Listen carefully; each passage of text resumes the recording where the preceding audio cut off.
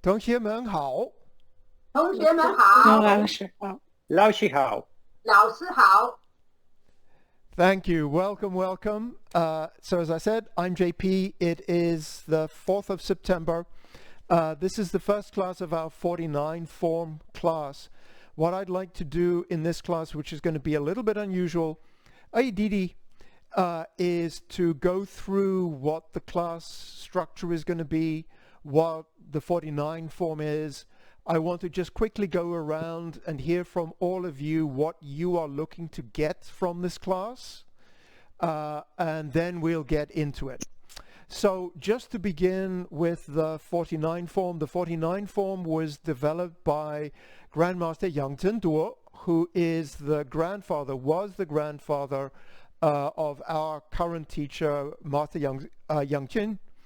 And it was developed in, actually published in 1995. The problem that they had was the demonstrations at the time, demonstrations and competitions especially, there was like an 8-minute time limit. So the form, as you know, takes about 20-25 minutes. So they needed a short version. So this is the short version. You can perform it, if you're performing it for competition, it's about 6 minutes. But you can perform the whole form in 10 minutes. It doesn't replace the traditional form. So for all of us, if you practice the form every day, you should still practice the long form. And because of that, once we finish our class at 5 o'clock Pacific, for those of you who want to stay on, we'll actually stay on and practice the whole form together. So we'll take time and actually make sure we practice the traditional form as well. There are now, because competitions, there are even more people in competitions, and so now the time limit is 5 minutes, not 8 minutes. So now they're even shorter forms. So Master Yang Jin developed something called the essential form, which is a 5-minute competition form. But the essential form is a subset of the traditional form. It doesn't have all the movements. The 49 movement demo form, which is what we'll be studying, has all the movements of the traditional form. It takes out a lot of the repeats. It has 1 or 2 new transitions, but all the movements are in there. The reason why we continue to practice the traditional form as our main form is that it's beautifully designed. The first 5 minutes, the first section, actually is a slow warm-up. You do a couple of gentle movements, and then you get into the kicks and turns in the second section, and then the third section there's like alternating flashy movements, and then nice gentle movements like cloud hands. When we do the 49 form, what you'll see is we get into the kicks and turns pretty quickly. So because of that, it helps to be warmed up. So for that, the way I'm going to structure the class is that I'm actually going to do the warm-up in the class. Normally we do the warm-up before the class and assume everybody does the warm-up, but I want to be sure that we're all warmed up before we start practicing the form, because I don't want anybody to get hurt or strain or stress themselves. What I will do, normally I do the warm-up before class. Instead, I'm actually going to be doing standing practice before class. Anybody's welcome. I probably start at about 10 to the hour with some standing practice. You're very welcome to join me. We'll do standing practice, and then we'll start with the class at 4 o'clock Pacific. One of the things I want to say, and I'll say probably occasionally through the class as well, I will suggest things. We'll do the warm-up, we'll do the movements. If anything feels uncomfortable to you, if your body says, I'm not sure about this, listen to your body, don't listen to me. So look after yourself first. Don't run the risk of, something happening that's untoward. So, if you have balance issues today, take it easy. Don't get up on one leg, for example. So listen to your body in the first place. So that is the overall picture for the 49. So next is how I'm thinking about the sequence of the class. I want to check in with everybody, but my assumption going in is that most of you, all of you, have some sense of what the young family traditional form is like, what the movements are.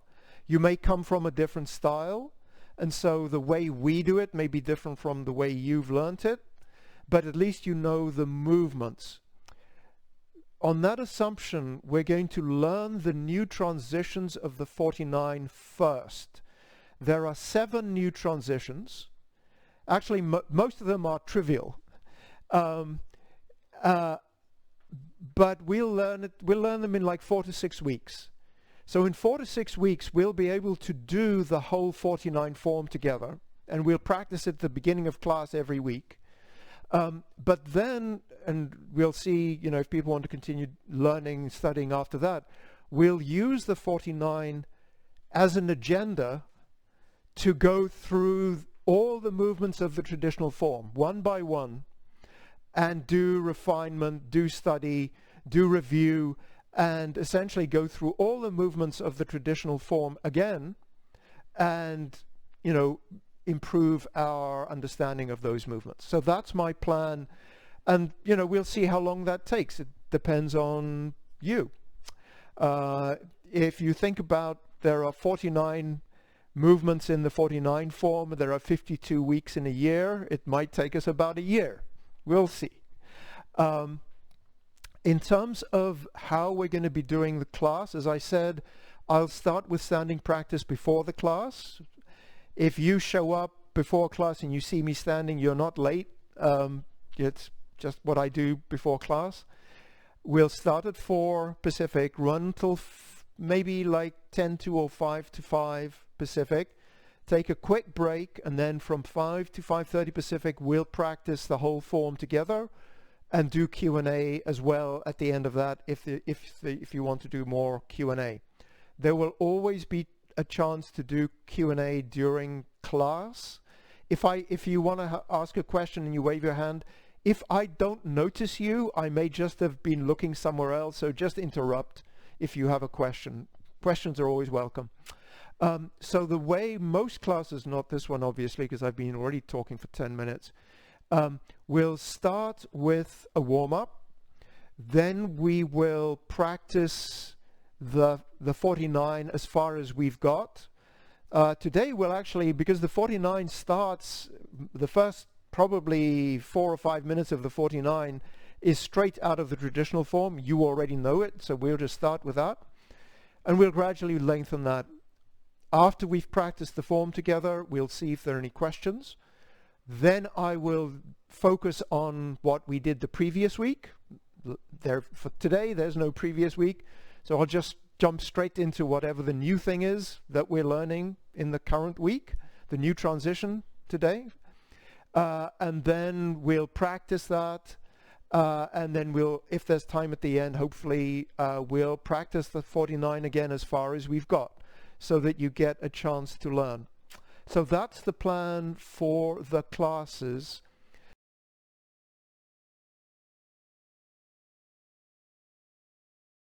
Thank you all for your input.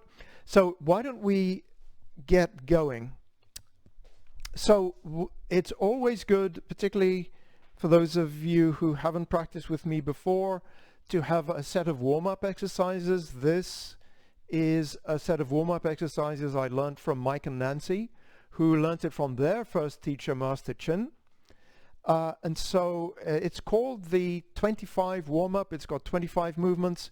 There's one movement where you rotate your head around like this that I don't do because of my neck. So for me, it's actually the 24. So we'll go through it quite slowly. I'll just walk you through it today, and we'll just go through it every week until we can do it quickly. So I've got my little mirror here. I'll put that down when I am mirroring you to use the Didi Hilke TM test. If you put your right hand up to the camera, we should be doing a high five, right? So I will be mirroring you. So this in fact is my left hand, but it is your right. So I will say your right when we are mirroring. So we start feet shoulder width apart, and everything in this warm-up is on 8 counts. So I'll count 1, 2, 3, 4, 5, 6, 7, 8. 2, 2, 3, 4, 5, 6, 7, 8. And then we go to the next one. And before I get to the end of the second 8 count, I'll give you a cue for what comes next. After class, I will send you an email with the listing and a link to a video of Mike and Nancy doing this. So you can actually, check it out afterwards. So the first thing we're going to do is turning the head to left and right on 2 8 counts. So just follow along. 1, 2, 3, 4, 5, 6, 7, 8. 2, 2, 3, 4. Forward, back. 7, 8. So forward, back, we'll be doing this. And 1, 2, 3, 4, 5, 6, 7, 8. 2, 2, 3, 4. Side to side. 7, 8. So 1, 2, 3, 4, 5, 6, 7, 8. 2, 2, 3, 4.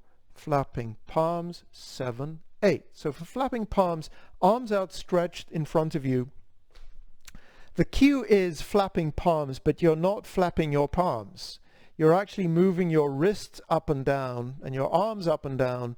And so it's almost like you're waving your arms up and down, but we call it flapping palms. So flapping palms. 1, 2, 3, 4, 5, 6, 7, 8. 2, 2, 3, 4. Flapping in. 7, 8. So now we're going to do this. So the wave is going to be in and out. So flapping in.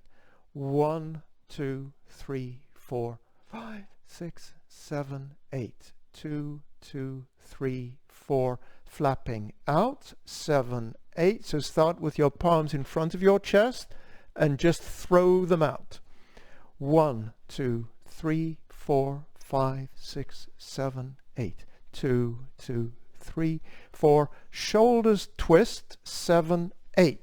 So shoulders twist, we're going to start, the arms are going to go forward, down, and up the side. And they're going to go forward, down, and up the side. Notice if your shoulders allow this, have the backs of your hands facing each other, so your palms are to the outside. This will just give you a little bit more stretch in your shoulders. And then we're gonna, we've started flapping out, so we're gonna go this way. And after doing 2 8 counts, we're going to reverse direction and just come back the other direction. Okay, so we've done flapping out. 7, so then shoulders twist. 7, 8. 1, 2, 3, 4, 5, 6, 7, 8. 2, 2, 3, 4, and reverse. 7, 8. 1, 2, 3, 4, 5, 7, 8. 2, 2, 3, 4. Arms push apart. 7, 8. So now we're just going to push apart. 1 and bend the knees. 1, 2, 3, 4, 5, 6, 7, 8. 2, 2, 3, 4. Flapping palms. 7, 8 in front of your chest. Bending knees. 1, 2, 3, 4, 5, 6, 7, 8. 2, 2, 3, 4. Flap at the sides. 7, 8. So arms outstretched again. You're really moving your wrists up and down, and the palms and the shoulders are going along with it. 1, 2, 3, 4, 5, 6, 7, 8. 2, 2, 3, 4. Push up, stoop down. 7, 8. So we're going to be in this position. Push up and bend the knees. And bend the arms, straighten the legs. And 1, 2, 3, 4, 5, 6, 7, 8. 2, 2, 3, 4. Flap left and right. 7, 8. So let me just explain this one.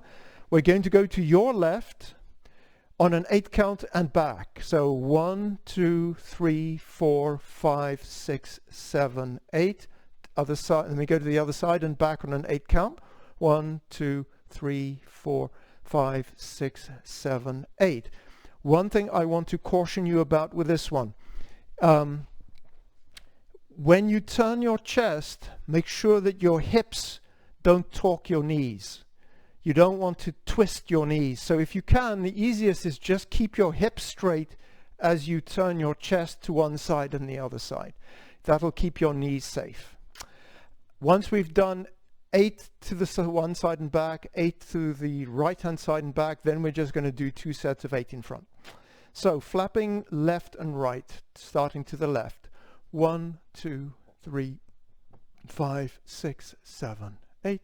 2, 2, 3, 4. Flap in front. 7, 8. 1, 2. 5, 6, 7, 8. 2, 2, 3, 4. Arm stretch, rotate. 7, 8. So what we're going to do is step to your left side corner, sort of on the diagonal. Your arms are going to be out and you're going to be turning a tap, turning the faucet while bending the knees. 1, 2, 3, 4, 7, 8. 2, 2, 3, 4. To the right. So step to the other corner. 1, 2, 3, 4, 5, 6, 7, 8. 2, 2, 3, 4. Clenched fist jump. Step to square. Now we're going to do a whole series. You can see that gradually we're getting more and more things moving. You're warming things up nice and gradually. This is, when you do it, it's 5 minutes. I love this warm-up. So we're going to start moving our legs, and we're always going to start on the left, your left, and then on the right, on the left, on the right. After a while, we're going to actually step, weight on the left, step behind with the right foot, and then step behind with the right foot. So this is what the footwork is going to be. And then in the end, when we've done that, we're going to do essentially marching in place first, just lifting the heels. And then we're going to do marching in place, lifting the feet as well. So let's start with clenched fist jump. Say that quickly 5 times.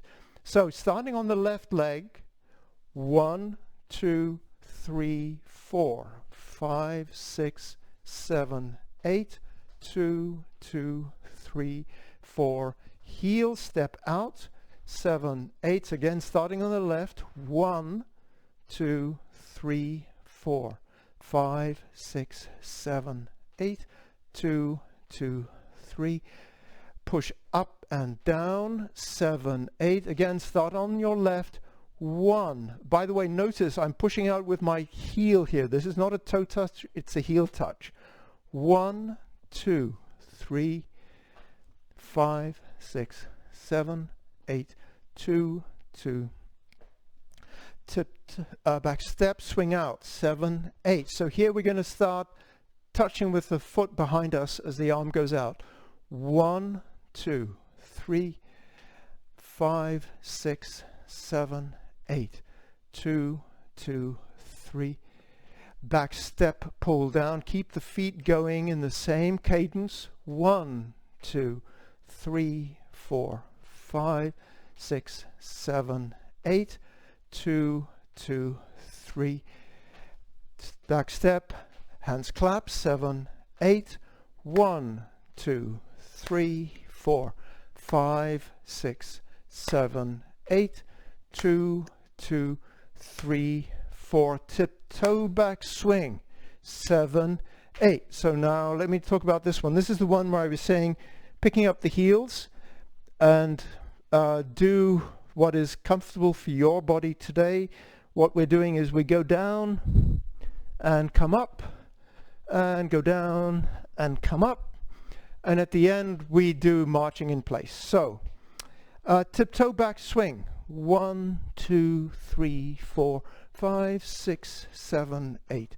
2, 2, 3, 4. March and step. 7, 8.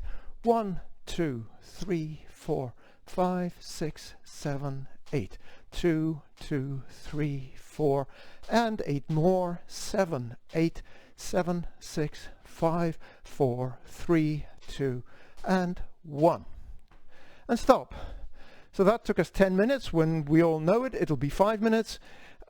This is a wonderful warm-up. I have many good memories during the pandemic when we didn't have a school, we didn't have an indoor place. We practiced at an elementary school outside. And in the middle of winter, you need this.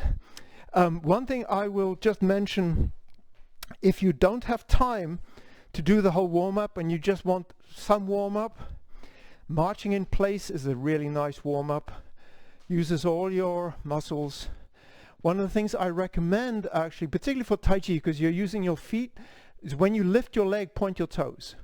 Don't just pick your feet up. Point your toes. That will actually get your ankles warmed up as well while you're doing it. And for those of you who know the traditional form and remember the requirement when we do kicks and turns, right? Requirement for kicks and turns, what's the requirement on the thigh? The thigh should be at least horizontal, if not higher. This is a good place to practice that.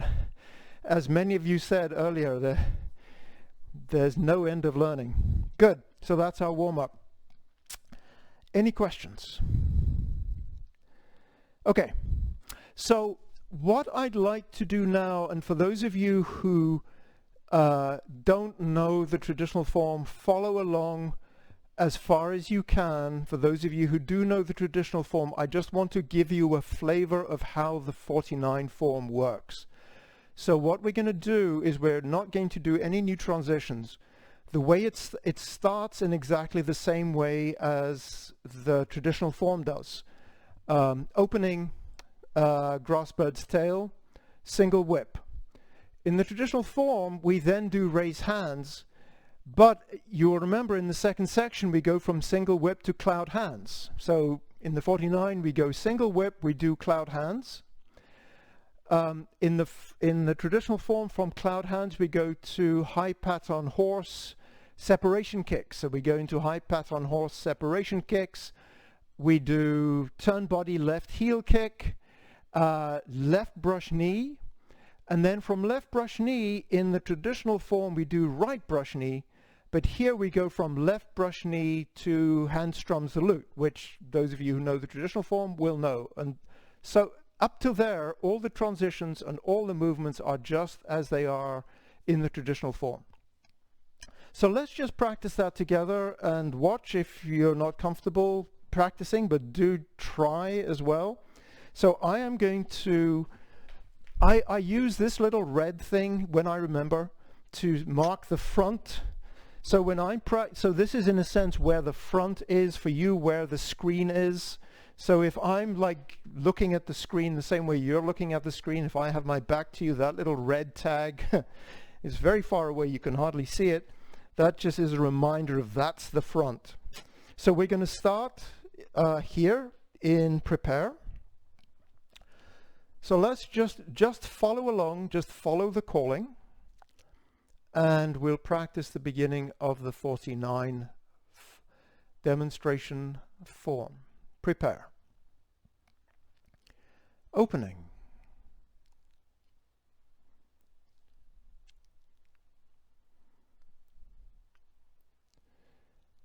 Grass bird's tail. Ward off left.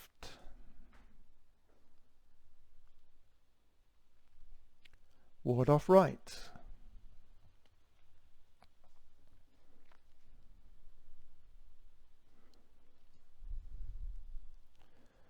Roll back.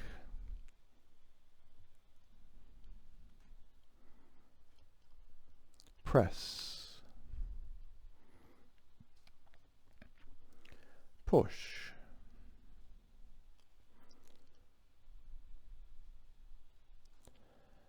Transition to single whip.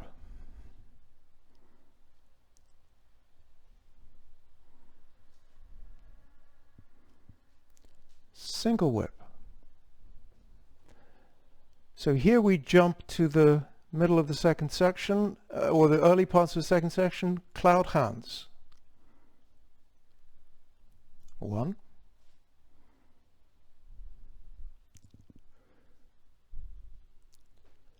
2. 3.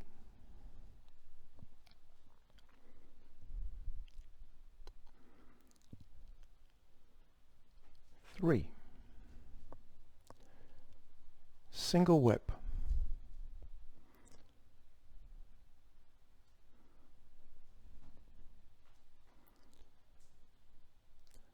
High pat on horse.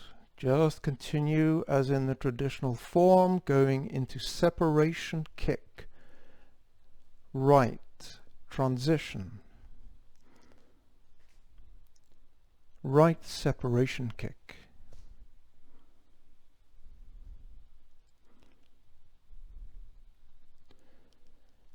Left separation kick, transition.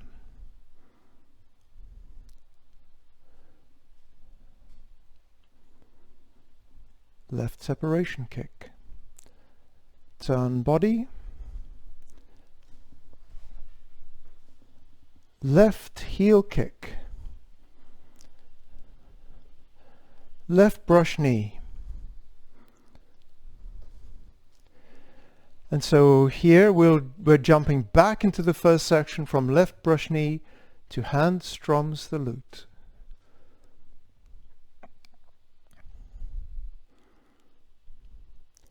And stop. So that's the first 11 movements of the 49. So you get a sense of how it's put together.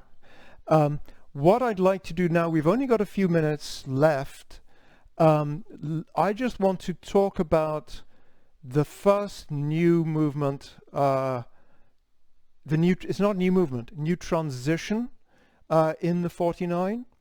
And then, next week, the way I'm leaning right now is we're actually going to change gears, given everybody's been so generous and saying they don't mind how we do it. It might make sense to actually start at the beginning and just make sure everybody's on track as we go through it.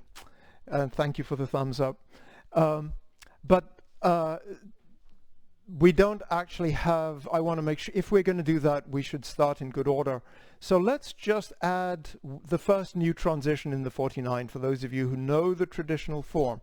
So what we did was we were in hand strums the lute, and if the front is over there, I'm in an empty stance,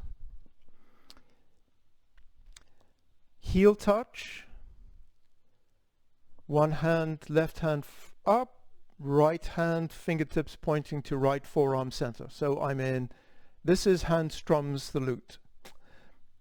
What we're going to do from here is high pat on horse. So let me just talk you through it. One, change footwork from a heel touch to a ball touch. Rotate the palms to face each other. Pull with the left, strike out with the right. This is high pat on horse. For those of you who know the form, the way the 49 continues from here is we do thrust palm, turn body right, heel kick, and then we go into strike tigers. So, and then again, there's a long sequence of movements that you know already. But let's review how this movement goes. So we're in an empty stance. So just to review, empty stance, 70% on the back foot, 30% on the front foot. Feet are either side of the line through the heels. My left hand is lifting. My right hand is pushing down. This is the ending posture of hand strums the lute. The fingertips of the right hand are pointing at the forearm center of the left. And if you look at it from this direction, your hands are either side of the line through your nose. So this is the ending posture of hand strums the lute. So you can see that the palms are both sort of facing down. The first thing we're going to do, and this is, as you know, those of you who are familiar with how we do things, we talk about the footwork. So we are in an empty stance heel touch. We're going to change to a ball touch. So that's the only footwork here.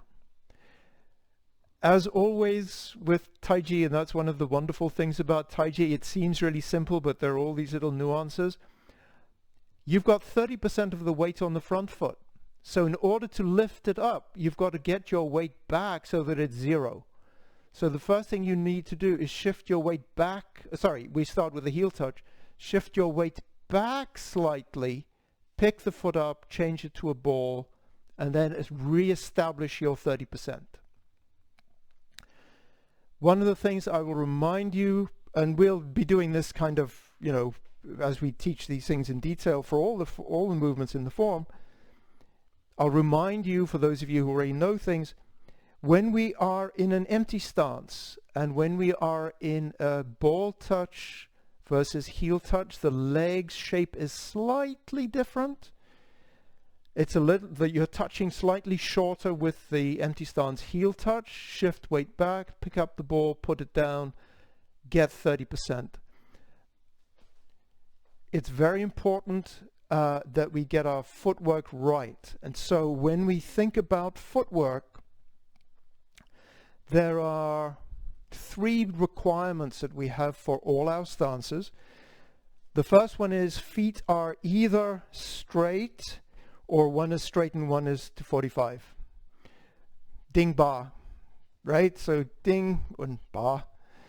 To use the Chinese words, which will have a straight line, and then 8, which is, you know, 2 diagonals. This is the 2 diagonals. The second requirement is that the weight is over the bubbling well, and in this case it's the back foot. So we have the weight evenly distributed front between the heel and the ball of the back foot. 70% on the back foot. The front foot, there's 30%. It's the whole of the ball of your foot. You're not touching with the toe. When we're in heel touch, empty stance, it's the whole of the heel. It's not the edge of the heel. Again, 30%. And what I want you to feel when you have your feet down is feel that you have push and support. Your back leg is pushing forward into your front foot. The friction allows your front foot to push back into the back foot, so that you have this sense of it's like riding a horse. Dung and chung, you know, you feel like you're in stirrups. You're on a horse. Your feet are in the stirrups, trying to keep your balance. You're pressing down with both of them. That's what you're doing here. The other thing that you want to make sure is that your crotch is rounded. This is the third requirement. So feet either straight to 45, either front and back even, and then inside out. So notice my back leg. If my knee is tilted in, you can see the weight is on the inside of my foot. If I'm too bow-legged, the weight is on the outside of my foot. If my knee and my toe are pointing in the same direction, then we have the right weight distribution. And we call this posture crotch rounded. So you can see I'm actually rounding my crotch, because usually our temptation is to close the crotch. We want to open the crotch. So this is the posture, the footwork. So we start heel touch, shift weight back, pick up the foot, put it back, ball touch. And actually, this is a nice exercise. Just go from one to the other, forward and back. And actually, if your thighs start burning, if you do this, it's telling you you need to practice this more. And you actually should practice it on the other side too. Start standing on the left foot and change forward and back. But in this movement, we're the weight's starting on the right foot. So, hands strums the lute. We've done the footwork to high pat. Now we're going to do arm movements. So let's just focus on what we're going to do with the arm movements. We won't worry about the feet. So our hands are like this, fingertips about nose height. What we're going to do is we're going to, your left hand will be forward, right hand is behind, your chest is open to the corner. So if my chest is square, chest to the corner. My chest is square, chest to the corner.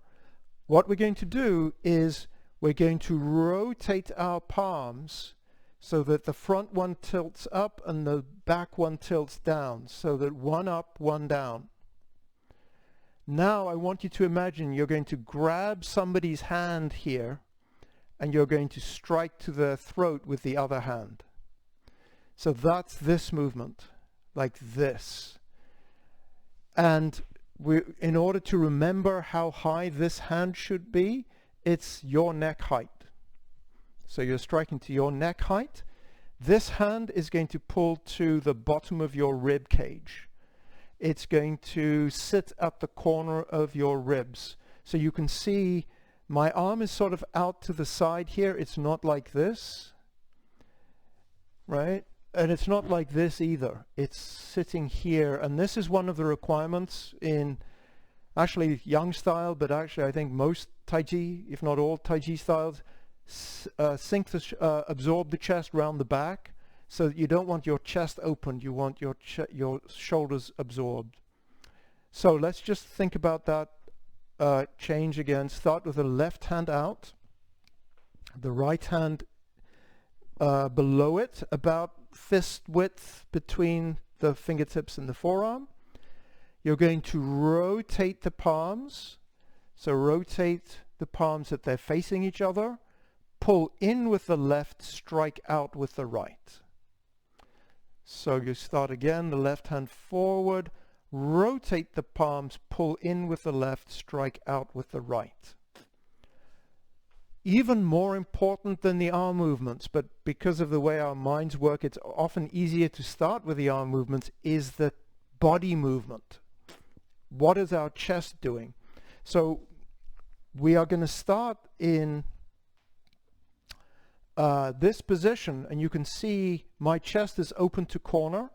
I'll do it from the side. I'll turn through 90 degrees in a second. Change footwork. Rotate both palms. Now pull with the right, thrust out with the left, square your chest. So when you finish, your chest is square in the direction that you're facing. I'll do it from this side. So we're here, heel touch.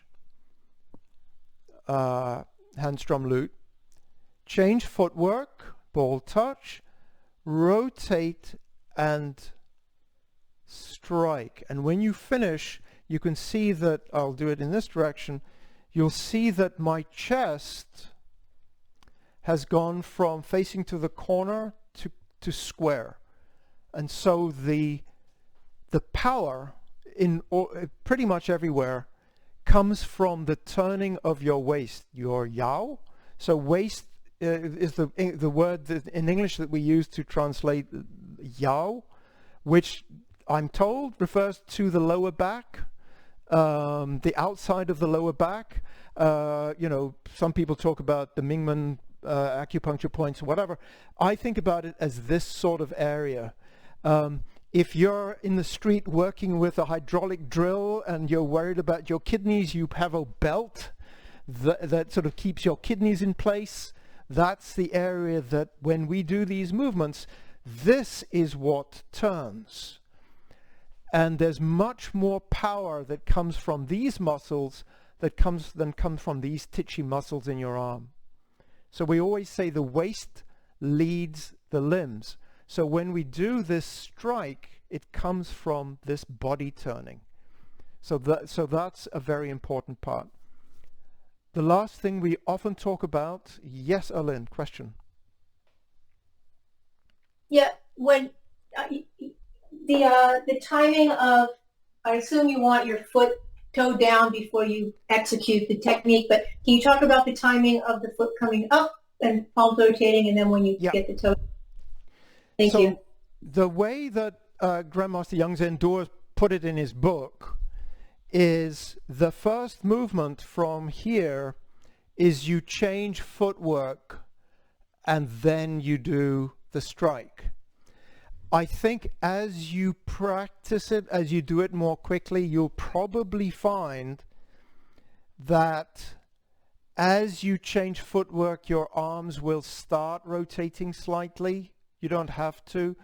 But as you say, when you're rooted, then you do the strike. Because once you have that front foot down, you can pull on somebody's arm. If your front foot is up in the air and you pull, you know, you're just going to fall over. So that's why you want to change footwork before you do the pull. So let me just re-answer. The first thing to focus on is change footwork and then do the upper body movement. As you refine it, you'll probably find that you'll start rotating your palms as the footwork changes, but don't do the waist turn until you're rooted with the front foot. Okay, good. Any other good questions? Even bad questions, although I've never heard a bad question. They're all good questions. Some are very good questions. Okay, let's practice this a few more times. So we'll start in hand strums the lute, empty stance, heel touch, left hand out, right hand lower. Yep, very good. So we're going to go to high pat on horse, shift back weight, change footwork. Now rotate the palms, pull with the left, strike out with the right. And go back to empty stance, heel touch. Change footwork, start rotating the palms, root with the left, pull with the left, strike with the right, with body turning. Again, empty stance, heel touch, left hand up.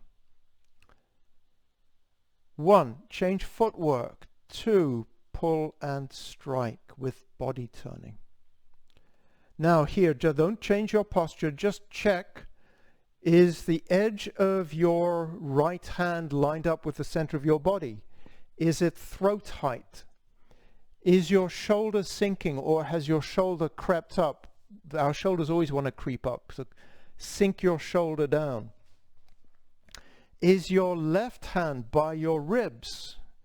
Is your left shoulder absorbed so that your arm is not back behind you? In general, and release, relax. One of the easiest way to check that your arm is not in a bad position is to make sure that your elbow is always sort of, if you take this flat of your chest, your elbow is never behind the plane of your chest. It's always sort of here. Maybe a little bit back sometimes, but you always want the elbow beside the side of the body and not behind the body.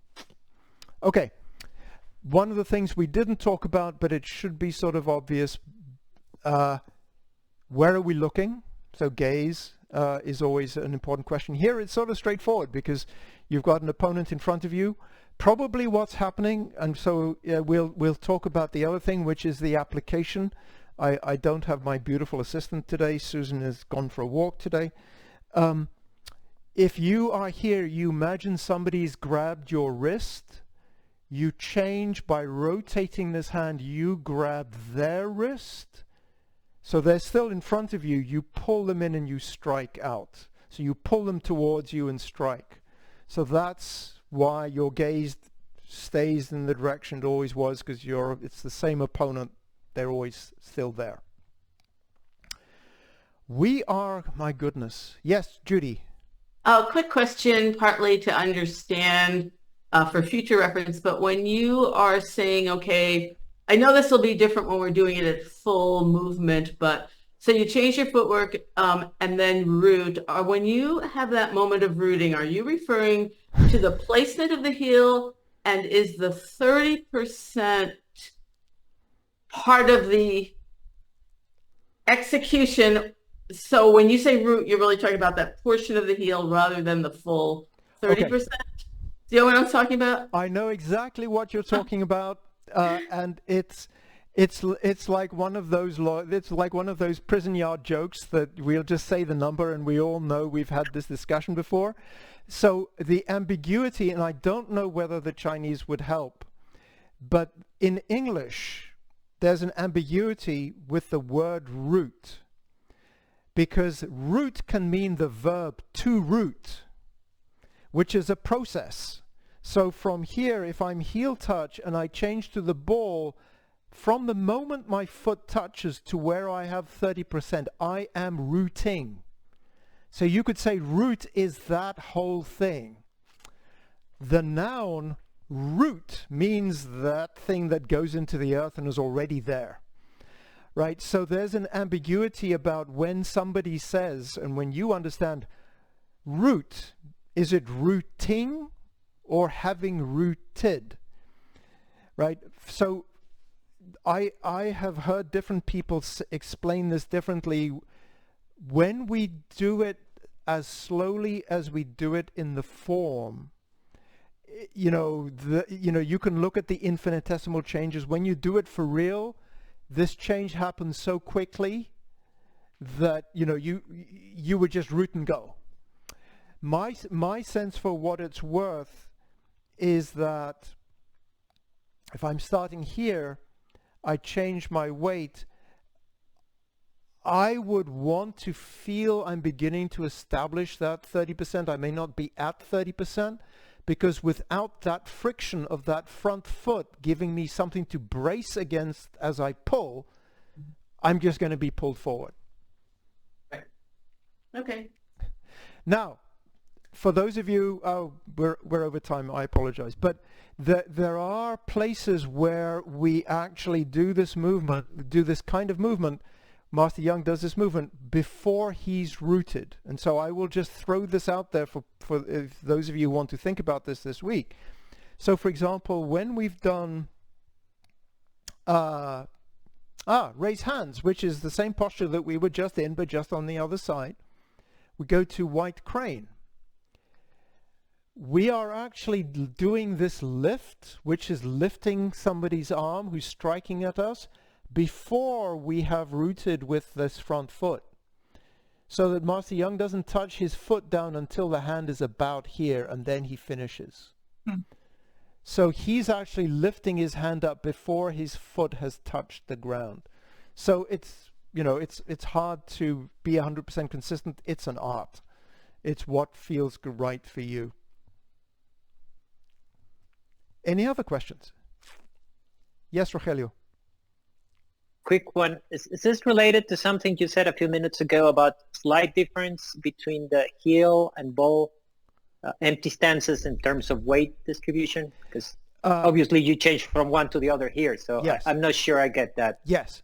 Thank you, Rogelio. Yeah. And so the point I was making poorly is that your leg position is somewhat different.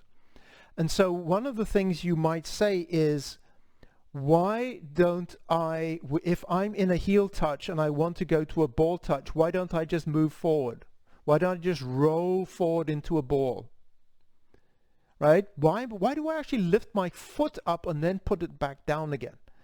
And the reason is that actually when you are in this nice empty stance with this front leg bent slightly, your toe is a little bit further back than it would be if you had just rolled it. Because try it yourself. Start with a heel touch and just roll your foot forward. I find it really gets far too long here. So you really want to pick it up and reestablish it to make sure you have a good weight distribution and a good leg shape.